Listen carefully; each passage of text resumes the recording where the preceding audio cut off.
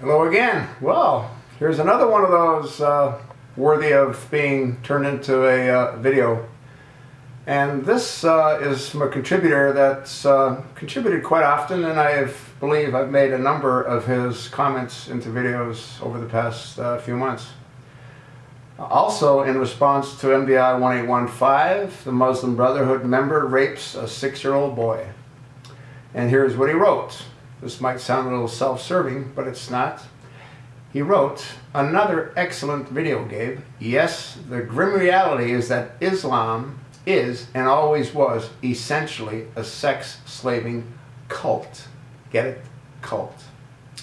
The Quran grants Muslim men the right and the authority to do anything, and I mean anything, and anything's in capital letters, to their inferiors. They may rape them, maim them, mutilate, flog, or kill them.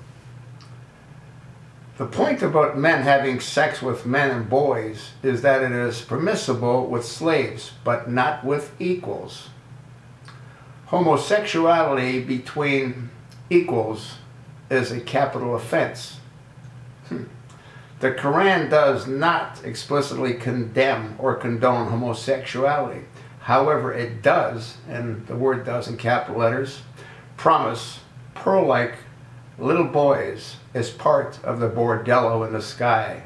Allah makes for a top-notch pimp. Q 52.24. There will circulate among them servant boys, especially for them, as if they were pearls well protected. Quran 5.56. In them are women, limiting their glances, untouched before them by man or genie. That's Jinni.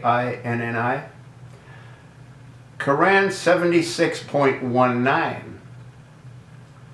There will circulate among them young boys made eternal. When you see them, you would think them as beautiful as scattered pearls. Tell me these people aren't completely screwed up. So this is the fantasy that Muhammad tempted men into. He spawned a sex-slaving cult. Islam is, and has always been, nothing else. At its heart are depravities so sickening and psychotic that our pearl do we prefer to be blind. The Islamic sex-slaving cult cleared entire regions of the world of their people. They killed the men and enslaved the women and children. The fate of the women and children was little better than of their men. They were all murdered. Islam has a heart so evil and the stink is so bad that we prefer not to breathe than smell it. Hey, excellent article. I mean, he goes ahead and he quotes the passages in the Quran.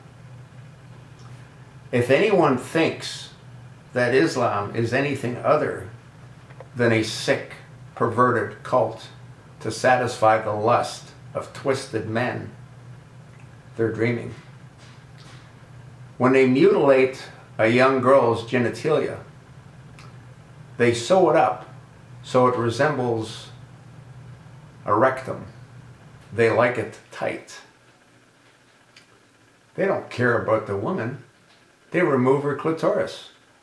They don't want her wandering, but they do want her whenever they want her, and they want her tight. When she's impregnated by one of these beasts, they then slit it open so the child can be removed. Then they sew it up again tight. These women that voted for this monster that's at 1600 Pennsylvania Avenue have this to look forward to for themselves and for their daughters and for their granddaughters if the caliphate is brought to whatever's left of this land. Scary thought, folks, but look around you. Look what's happening throughout Europe. They breed like rabbits. And once they have sufficient numbers, they control the vote. How do you think we've got 2 Muslims in Congress? How do you think that all came about? It's sick, folks. Real sick.